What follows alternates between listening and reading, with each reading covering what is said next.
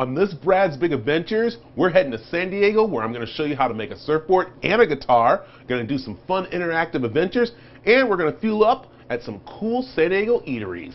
All on Brad's Big Adventures.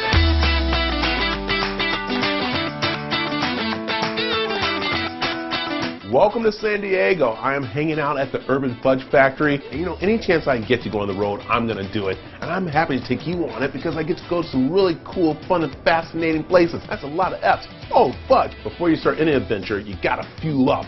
Why not fuel up at some cool breakfast place, Breakfast Republic.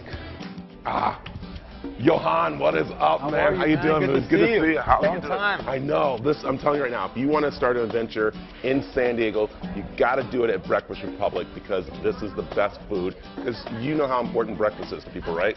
Most important meal of the day, right? I love What I hear, anyway. That is. And you love this location here because this is perfect for the beach people and people who are just looking to come and enjoy a nice family fun meal in the morning, right? Yeah, this is a fun, big location. We've got a huge bar. We did the fun little sort of front of the kitchen with the Airstream there that we just cut in half. So I wanted to do something where we just do one thing but do it right. So we're open from 7 to 3 and all we do is breakfast. We don't, start serving Cobb salads at 11 or anything like that. I really wanted to focus on design and have a unique menu and then just a lot of branding. You can see our logo on just about everything, and that's all very thought out. It is, and the food is thought out too. Let's go take a look at the first one right here, and this is it right here. This is, tell me right now, this is your signature, isn't it? This is our breakfast Sammy. So it's really a play on a very simple dish, but we, again, just wanting to put that little X factor on things. So we cut out a hole here, and so the yolk is shown. We have what we call our Jurassic Pork, which is thick cut bacon. Now, let's move down to my favorite one right here, because I've been trying to get him to change this to Brad's Big Adventures, because this is the cream of the crop, I have to say. I don't care. Listen, put the camera up here, George. Look at me, look at me. People, you want to come get the shrimp and grits, okay? Breakfast Republic, shrimp and grits, hands down. It's sort of an homage to the classic from the South. I had a few of these in New Orleans years and years ago, and I said, wow, if I can just somehow turn this into a breakfast dish and really pull it off, I think it'll be a big hit, and it's one of our most popular items on the menu. Now let's talk about where you're from, because Johan is not, definitely not a surfer name here in San Diego. It's now a New Orleans name. Where are you from? I'm from Sweden. Born and raised. I moved here when I was 16 to try high school for a year, and ended up staying. I moved out on my own when I was 17, and the only job I could get was as a dishwasher, and that was my intro to this industry. Do you still speak Swedish? Jag pratar flytande svenska. And so, you probably just cussed me out. Let's start over here. This is an Oreo cookie pancake. Oh my gosh. It's every kid's favorite, I think, here. Yeah. This is a strawberry cheesecake pancake.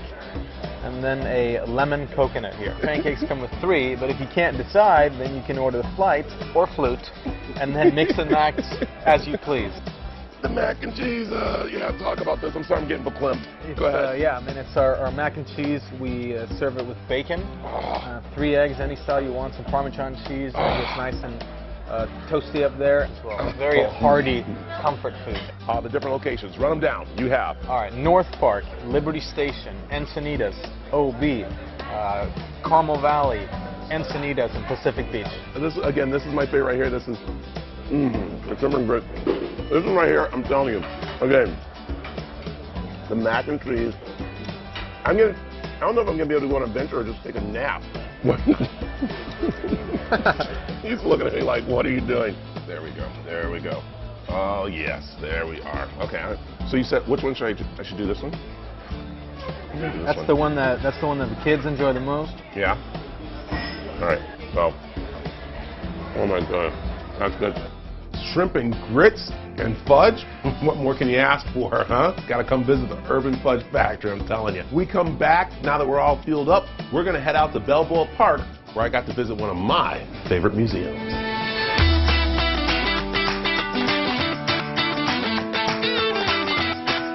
This portion of Brad's Big Adventures is brought to you by Huss Brewing Company.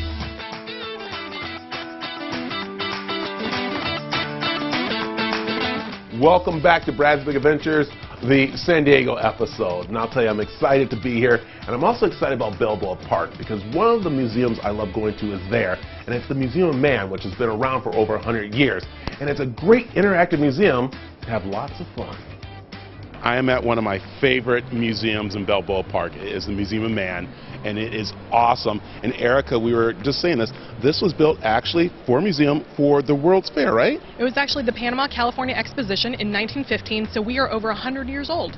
Wow, I love it. And now this museum has been different things. We talked about it was a hospital during the war. That's right. And now it's back to being a museum. But this museum is so amazing because it takes you through a lot of different things, doesn't it? Yeah, we explore the human experience. And so we have exhibits that range from funny and exciting to contemplative to exploring different cultures. Something for everyone. I call them the marquees when you walk in that door right there. What are those? Those are stelae that belong to the Maya culture, and they are casts. They went into the jungle in what is now Guatemala and took casts over 100 years ago of those stelae and brought them back. And now those stelae that exist in the jungle are actually so eroded that you can't see the hieroglyphs on them as clearly as you can on our casts. Love it. All right, let's go check out some more exhibits here. This is our newest exhibit called Postsecret, and it follows the Postsecret project, which started over 10 years ago. It's anonymous secrets mailed into a gentleman named Frank Warren, and he's collected over 1 million secrets from all over the world. There's everything from happy and sad to highly emotional and pretty controversial. So no one knows who these secrets are from, but they are all really intimate, and we can read them together and really experience the human connections that we all have. You can open these books and reveal a secret that way. We have something that looks like an old-fashioned record rack that you can browse through and see somebody's secret. We also have audio secrets. So we set up a special hotline that you can call in and leave your secret totally anonymously. Ooh, and I can leave a secret? You can. What's up on this wall here? So this is a large-scale postcard that was actually featured in a music video by the All-American Rejects. And a little insider info, Frank's wife's favorite secret is that one right there. Wow. And then we go down, because you have another area that's specially for San Diego secrets. That's right. So you can actually contribute to the Postsecret project right here in the gallery, and we have a special exhibit area where all San Diego secrets are displayed. I love monsters maybe a little too much. This is an area where you can actually reveal your own secret. So you can take one of these postcards, and it's blank on one side, so you can fill this part out, decorate it however you want, reveal your secret, and then we have a post box here in the exhibit that you can drop your postcard, and it might be featured here at Museum of Man. All right, that's my boy Blue over there, and my other boy Blue, that's Whoopi. That's, what do you guys call him? We call him Wolfgang. Wolfgang. And this exhibit is teaching us about living with animals, and that's what's so cool about the Museum of Man. It is showing us different parts of our lives. That's right. So this exhibit explores our relationship with the animals in our lives.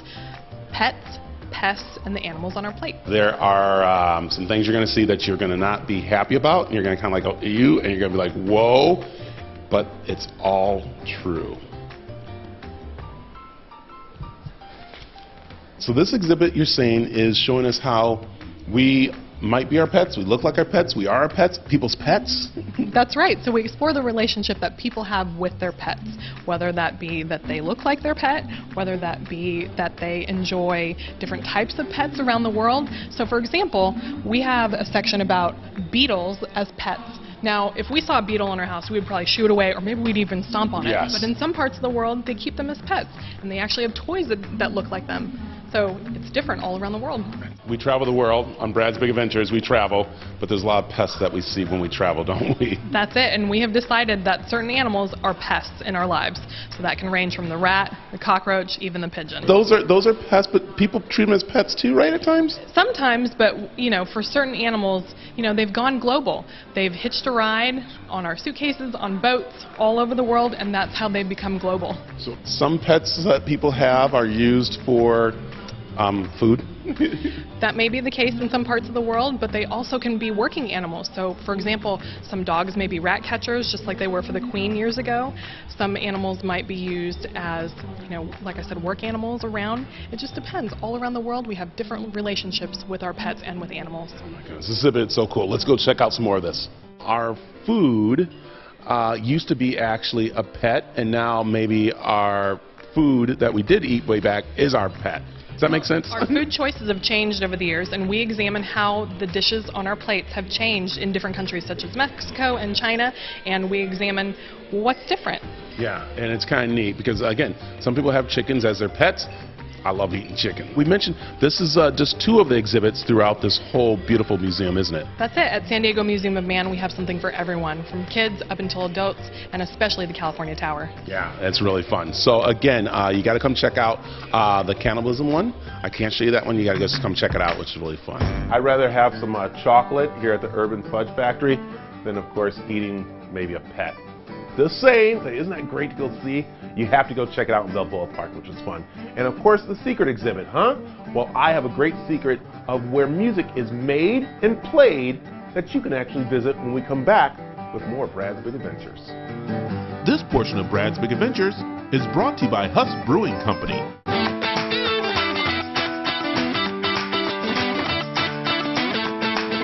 Welcome back to sunny San Diego, hanging out here at the Urban Fudge Factory. And a lot of you might not know, but I'm a pretty good guitar player.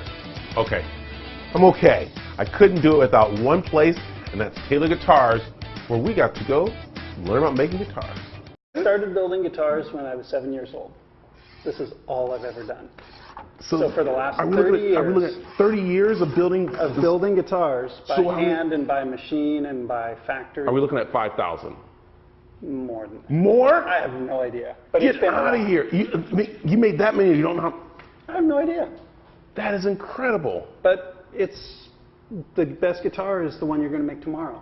The process for building a guitar is actually pretty simple. You take all this wood and you cut away everything that doesn't look like a guitar. And you end up with a guitar. So a lot of what I do is make sawdust.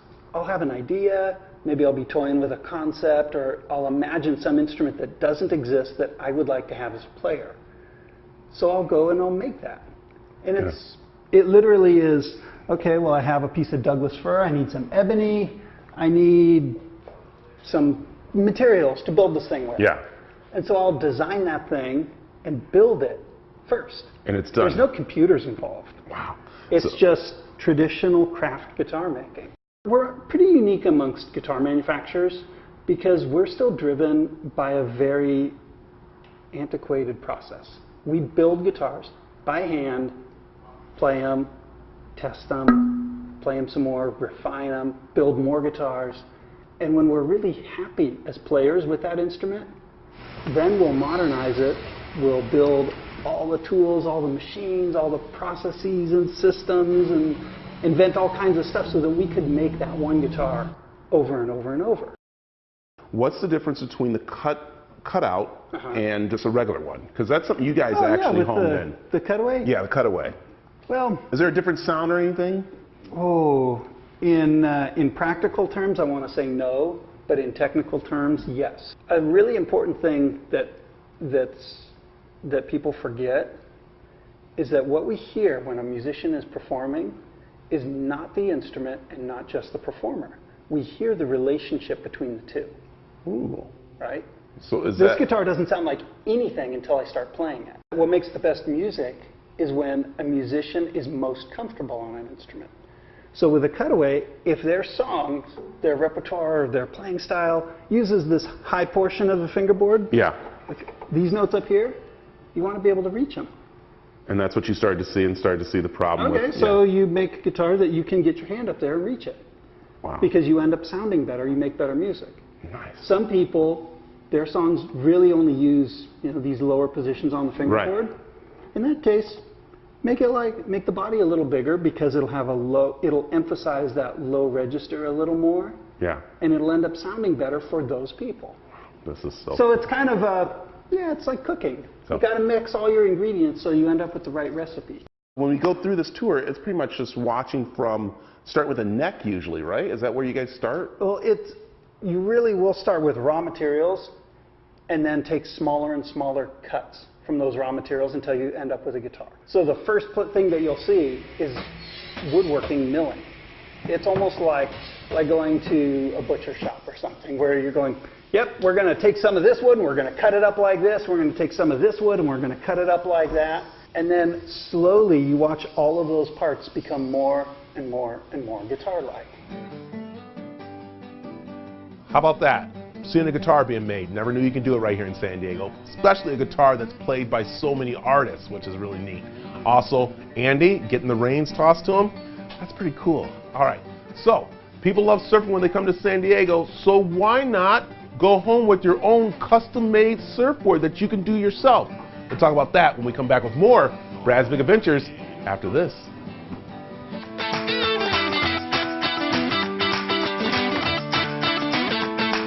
Welcome back to Brad's Big Adventures in San Diego, hanging out at the Urban Fudge Factory where Tito's Handmade Vodka teamed up with Sugarfina, which is actually a California candy company. Pretty nice there. Well, I'm telling you, making things is always fun to do, and why not make your own surfboard at Shaper Studios?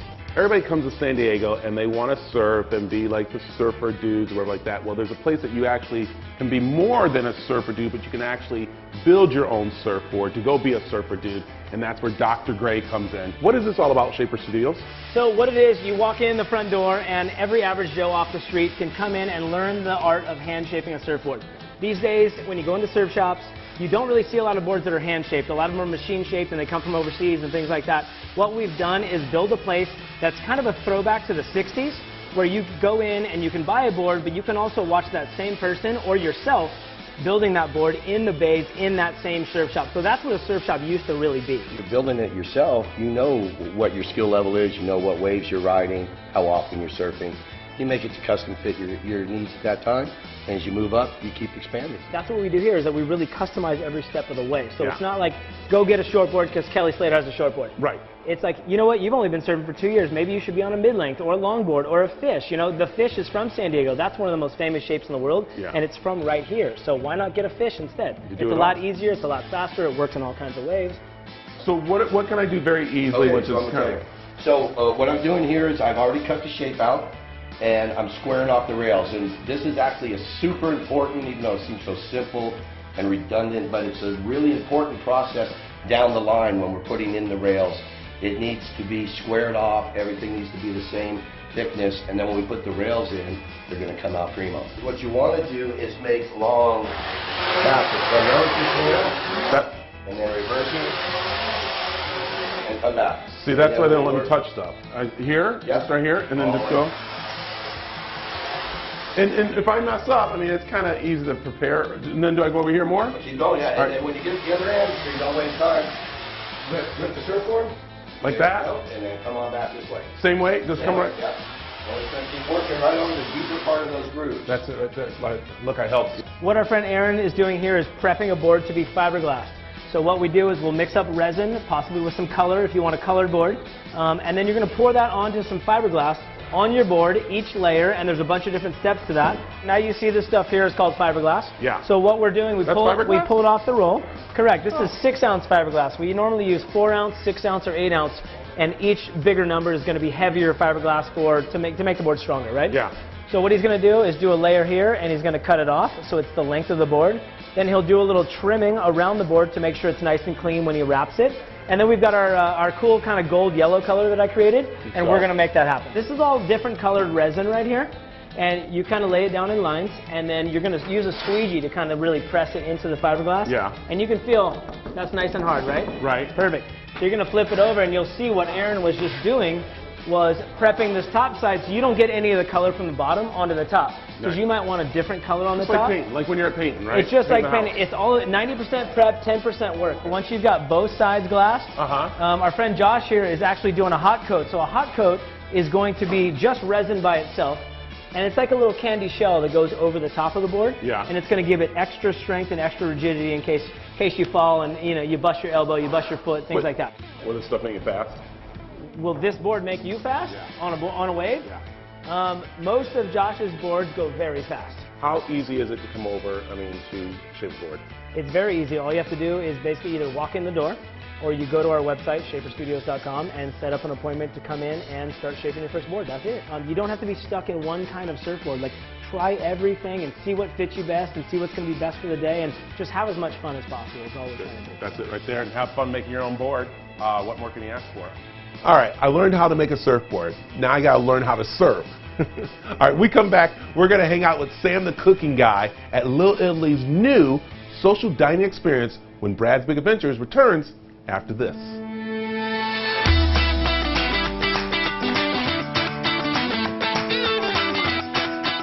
Brad's Brad's Big Adventures is brought to you by Mountain Shadows Resort. This portion of Brad's Big Adventures is brought to you by Huss Brewing Company.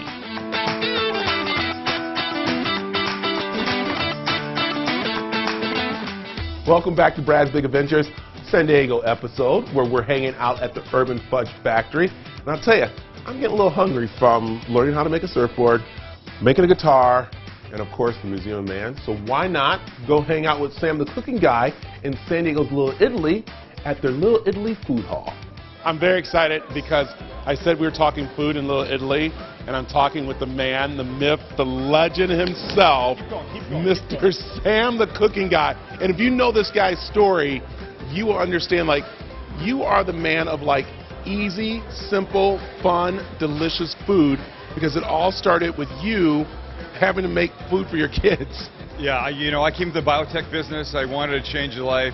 My wife says you're like the everyman of cooking. My food is big in taste, small in effort. If I can make it, anybody can make it. I just wanted people to watch and go, damn, that looks good. I think I can make that. And then that's what's so cool about the Little Italy food hall. Little Italy needed this. We've got some amazing restaurants here, but there was nothing quite this casual that a group of people could go to and not have to decide on the same thing. I don't want Greek food. We had it yesterday. Now 6 people can come in here. Everybody can have something different. Sit together at the bar outside on the piazza that looks like Europe. Where are we starting here? What's this place? We're starting right here at Single Fin Kitchen. Look at the freshness of this fish. This stuff is absolutely gorgeous. They make donburi bowls, so sort of think poke, but look at them. This beautiful tuna. Right, here's what you've got right here. Look how amazing this is. Look at what's in here, right? So there's some rice on the bottom. It's seasoned a little bit. There's some avocado. There's some Japanese vegetables in here. This fish is kind of like fresh because they're right here on the sea, right? Yeah, right here. So their stuff comes locally, but you have to remember, Little Italy has this really rich, historic seafood fisherman history. What do we got over here? Now we get away from the history of Little Italy. We go all the way across the country to Maine. To Maine? These guys. We parked the car on the yard. On the yard. You parked the car on the yacht, right? Wicked Maine lobster. Wicked Maine. These guys are making the most beautiful lobster rolls you've ever seen. Look at the pieces of lobster in here, right? And they do it the proper way with a split top bun. Look, lightly toasted right here. Beautiful little crunch to that. Let's go. We got more down here. This is really nice. Now, again, I got some guys probably hanging out with me that need food, need meat, right? Some hardcore protein, like roast, meat, and sandwich shop right here. These guys are originally from Vancouver, Canada. Beautiful roast beef, beautiful porchetta, rolled pork with the crispy top all the way around it. The chicken's rotating back there, and you can do this on salads, you can do boxes, you can have these things put together. You can get the chickens to go home at night. So it's Little Italy. Tons of people work here. Come in here, grab a chicken, away they go, and they turn this into magic in their own homes. So it looks like there's roast beef in here, maybe some porchetta, these gorgeous vegetables that cook underneath the chickens right there. Potatoes, onions, carrots, the whole thing. Right, like this, away you go. Don't stop there. We got 3 more. Here we go. Right here. Ambrosio 15. Ambrosio 15. The nicest Italian guys from Milan with this amazing thin crust pizza. Wait, this oven rotates on the inside. It's like a giant wheel that just turns the pizza. And this is the result of it. Their amazing crust. Look at. And this one has prosciutto on there and a ball of burrata that's imported from Italy. Oh my God! Right, so you take your knife, you cut the burrata. It's like mozzarella, but it's firmer on the outside but creamy on the inside. And spread it over the pizza. Okay, ready? Main Street Asian Kitchen. And Main Street, M-E-I-N. It's a genius of a name. Look at that. Their food is tremendous. Their wings are ridiculous. That's what I know. We're trying to, literally, I haven't ordered anything yet. They're just trying to feed me the wings right now. You're going to try them, right? They're over here. Okay, so check this out. So here, let's let him have a good look. Ooh. Right? The wings are insanely delicious, right? One of my favorite things here. And then they're Taiwanese beef noodle soup. Oh. I mean, I'm a soup guy. It's like you've just come from Taiwan and made it exactly the way they have it there. I've been looking at the shirt. Yeah. Not tacos. So I've had this idea kicking around in my head for a while. And look, I'm a Jewish guy from Canada in a city that specializes in ridiculously amazing Mexican food. Right. And a lot of Mexican tacos that you just can't beat. I like the idea of tacos. So mine are not tacos because they're not Mexican inspired. They're things like Meatloaf and pastrami and pulled pork with macaroni and cheese, Korean short rib, curried egg salad, stuff like that. So in the beginning, I'm explaining this to people, and they go, well, are they tacos or aren't they? I go, well, they're not tacos. I mean, what's it take? It takes a tortilla to make a taco. We've been open less than a week. Everybody's happy. The neighborhood's happy. The Little Italy Association has welcomed us with open arms. It's friendly. It's fun. Go ahead. And I kind of like good vibe. It is, yeah. That's what I'm trying to think. The vibe. That's a good vibe. So, well, that's it from beautiful San Diego and the Urban Fudge Factory. I gotta thank Taylor Guitars for making my guitar. Thank you, Shaper Studios, for helping me make my surfboard. Museum of Man, don't go changing. Remember, visit Balboa Park for some great family adventures. And make sure you eat a lot.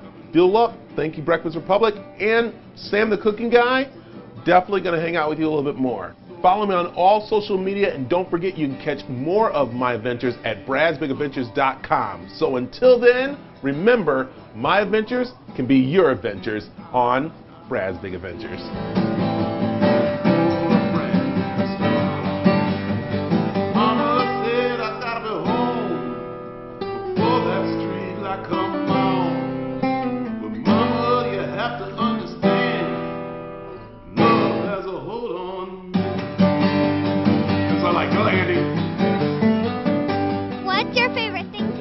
My favorite thing to do is to make people laugh and smile and have a good time.